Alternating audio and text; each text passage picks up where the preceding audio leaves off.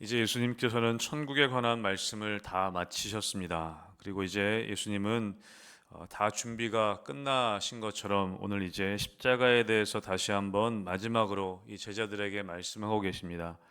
24장과 25장에 우리는 이 마지막 때의 이 종말에 대한 주님 다시 오실 날에 대한 이야기를 예수님이 긴 시간 동안 하신 것을 우리가 보게 됩니다. 그리고 모든 그런 말씀을 마치시고 이제 마지막으로 십자가 지심에 대해서 제자들에게 다시 한번 말씀하십니다. 여러분, 예수님께서는 십자가를 지시기 위해 이 땅에 오셨습니다.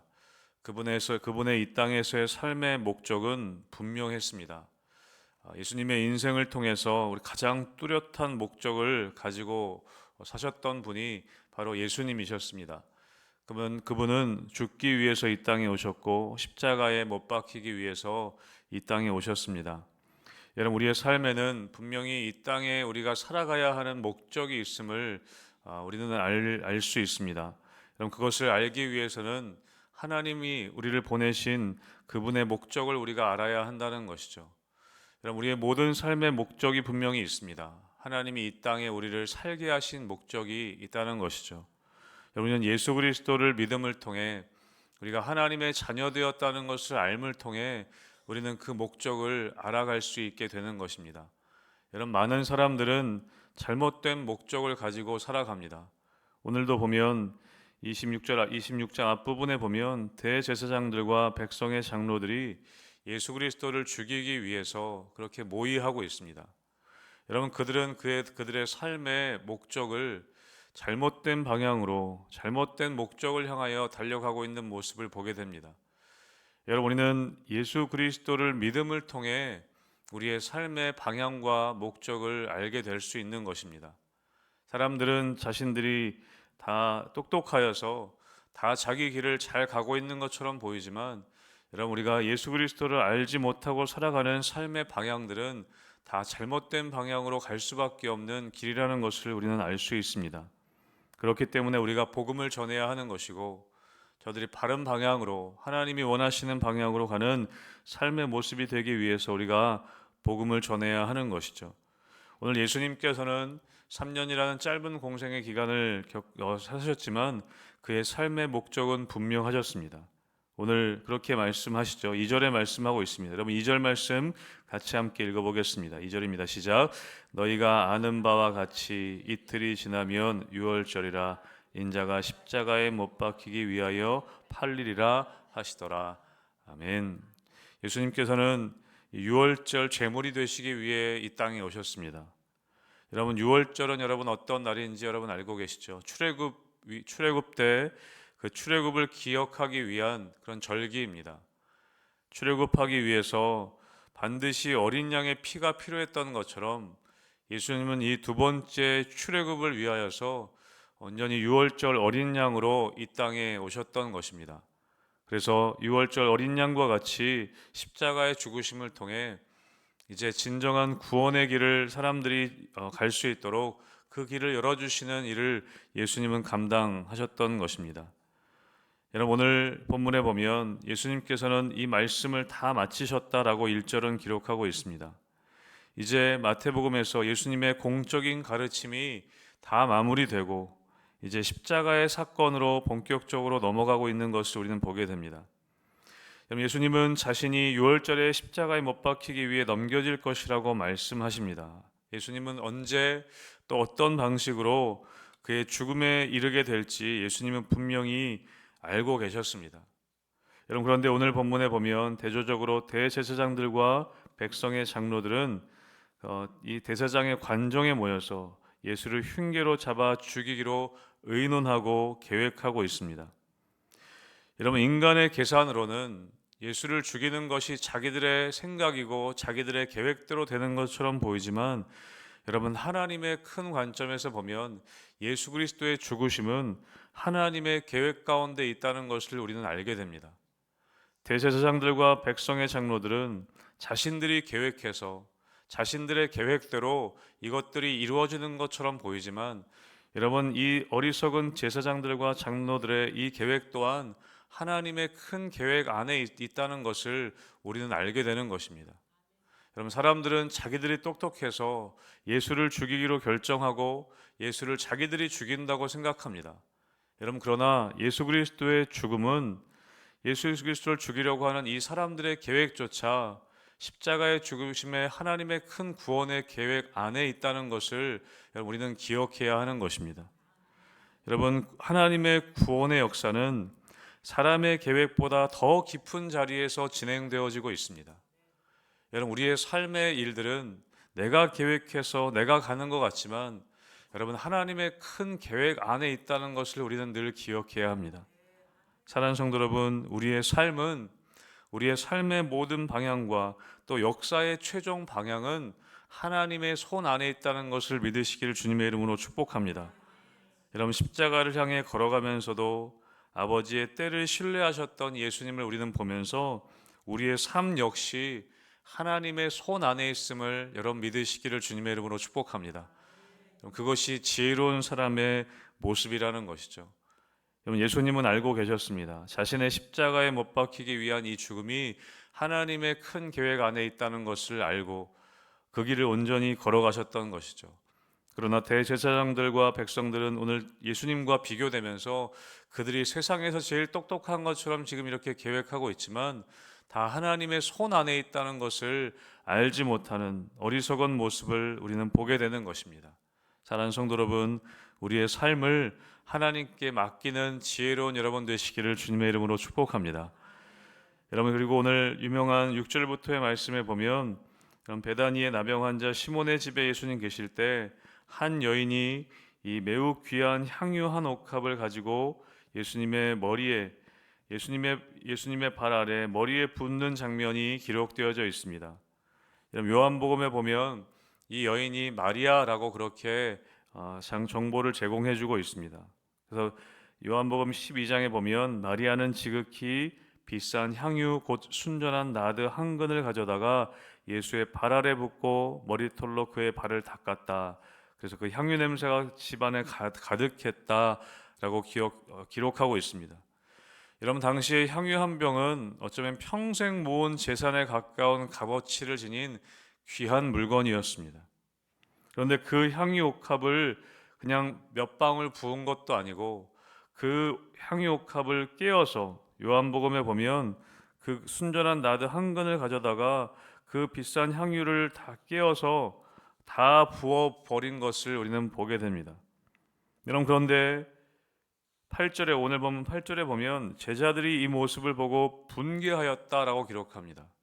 그러면서 뭐라고 이야기하냐면 무슨 의도로 이것을 허비하느냐, 이것을 비싼 값에 팔아 가난한 자들에게 줄 수 있었겠도다라고 그렇게 제자들은 분노하고 화를 내는 장면을 우리는 보게 됩니다. 책망하는 것이죠. 여러분, 마치 이것이 지혜로운 계산인 것처럼 이야기합니다. 이것을 팔아서 가난한 자들에게 나누어 주었다면 훨씬 더 효율적이지 않았겠냐라고 이야기하고 있습니다. 여러분, 우리 교회의 사역을 감당하거나 하나님의 일을 감당함에 있어서 여러분, 우리가 효율성보다 더 중요한 것들이 많은 것을 우리는 보게 됩니다. 여러분, 교회는 효율성으로 일하는 곳이 아닙니다. 여러분, 효율적으로 일할 것 같으면 여러분, 훨씬 더 많은 다른 방법들을 우리는 사용할 수 있을 것입니다. 여러분, 우리가 이 새벽에 나와서 기도하고 하나님께 예배하는 것, 여러분, 이것이 사람의 눈으로 볼 때는 그렇게 효율적이지 않지는 않습니까? 왜 이 새벽에 우리가 아침에 일찍 일어나서 어쩌면 이 시간에 오히려 우리가 운동을 하거나 우리가 이 시간에 다른 더 생산적인 일을 한다면 더 효율적일 수 있습니다. 여러분, 우리가 전도를 하고 여러분, 우리가 여름에 비전 트립을 준비하고 있지만 여러분, 비전 트립을 가고 여러분, 그것이 어찌 보면 세상 사람들 보기에는 더 비효율적인 것처럼 보일 수 있습니다. 어쩌면 우리가 그 돈을 모아가지고 더 좋은 일에 사용하면 훨씬 더 효율적인 것처럼 보일 때가 있습니다. 여러분, 그러나 우리는 왜 이런 일들을 행하는 것입니까? 여러분, 우리가 아무도 보지 않는 곳에서 다른 사람들을 섬기고 우리가 다른 사람들이 성경에서 얘기하는 것처럼 오른뺨을 치면 왼편을 돌려대라. 7번을 17번씩이라도 그렇게 용서해라. 왜 우리가 용서하고 사랑해야 하는가? 비효율적인 것이 아닌가? 사람들은 이야기할 수 있습니다. 여러분, 그러나 오늘 예수님께서는 그 여인의 행동을 뭐라고 평가하시냐면 그가 내게 아름다운 일을 행하였다라고 그렇게 평가하십니다. 사랑하는 성도 여러분 이 제자들은 정말 가난한 사람들을 생각하여서 오늘 이렇게 이야기한 것이 아닙니다. 그래서 요한복음에서는 어떻게 이것을 평가하고 있냐면 이렇게 말함은 가난한 자들을 생각함이 아니요 그는 도둑이라 돈꾀를 맞고 거기 있는 것을 훔쳐가미러라. 그 돈을 자신이 갖고 싶었기 때문에 이렇게 제자들은 특별히 이 사람이 가룟 유다라고 요한복음에선 이야기합니다. 그 돈을 탐냈기 때문에 오늘 이렇게 분내하면서 이야기했던 것입니다. 여러분 예수님의 십자가는 어찌 보면 세상 사람들 보기에는 여러분 가장 비효율적인 일이었습니다. 어떻게 메시아가 십자가에서 죽을 수 있는가? 어찌 보면 가장 이해가 안 되는 일이었던 것입니다. 여러분 예수님은 하나님의 아들은 여러분 하나님께서는 우리를 위해 십자가에서 죽으셨습니다. 여러분 어찌 보면 가장 가치 없는 죽음처럼 보이는 것이 바로 십자가입니다. 여러분 그러나 그 십자가의 일은 가치 없는 일이 아니라 모든 사람을 구원하는 유일한 길이 되었다는 것을 우리는 알고 있습니다. 사랑하는 성도 여러분, 우리의 작은 헌신과 우리의 작은 섬김과 우리가 눈물로 드리는 이 기도가 여러분 결코 가치 없는 일이 아니라는 것을 우리 주님은 알고 계십니다. 여러분 때로는 세상 사람들 보기에는 비효율적인 것처럼 보이는 많은 사역들과 이 헌신들이 여러분 하나님께서 보시기에는 그가 내게 아름다운 일을 하였느니라 라고 그렇게 평가하시게 된다는 것이죠. 그래서 예수님은 오늘 이렇게 말씀하십니다. 가난한 자들을 항상 너희와 함께 있을 것이나 나는 항상 함께 있지 아니하리라. 여러분 12절 말씀 우리가 함께 읽어보겠습니다. 12절 13절 우리 마지막으로 같이 읽겠습니다. 시작. 이 여자가 내 몸에 이 향유를 부은 것은 내 장례를 위하여 함이니라. 내가 진실로 너희에게 이르노니 온 천하에 어디서든지 이 복음이 전파되는 곳에서는 이 여자가 행한 일도 말하여 그를 기억하리라 하시니라. 아멘. 여러분 이 말씀이 오늘날도 이루어져서 우리는 이 마리아의 헌신과 마리아의 자기 것을 내어놓는 이 행한 일이 오늘날 우리도 기억하고 있는 일이 되었습니다. 여러분 예수님께서는 이 마리아가 이 향유 옥합을 깨트린 것이 12절에 보시면 내 장례를 위한 것이다 라고 말씀하고 있습니다. 여러분 이 여인은 그가 했던 헌신이 예수님의 장례를 위하여 의도적으로 한 것은 아니었습니다. 그가 예수님의 장례에 대해서 알지 못했습니다. 그러나 그가 했던 이 마음을 다했던 헌신이 예수님의 장례를 위해서 하는 일이라는 것으로 그렇게 예수님은 말씀해 주셨다는 것이죠. 여러분 우리가 드리는 작은 이 기도와 작은 헌신이 어떻게 사용될지 우리는 알지 못합니다. 우리는 아무것도 아닌 것처럼 생각되어질 수 있는 작은 헌신과 이 작은 기도가 여러분 하나님 나라에서 어떻게 사용되어질지 우리는 알지 못합니다. 여러분 이 여인은 그것을 알지 못했을 것입니다. 온 천하에 복음이 전파되는 곳에 이 여인이 행한 일이 이렇게까지 알려지게 될지 여러분 이 여인은 의도하지 않았었을 것입니다. 그러나 예수님은 그 작은 헌신을 예수님의 장례를 위한 것으로 해석해 주시고 또 이 복음이 전파되는 곳에 이 여인의 일들이 계속해서 전파되도록 그렇게 오늘 이루어 가고 계신다는 것이죠.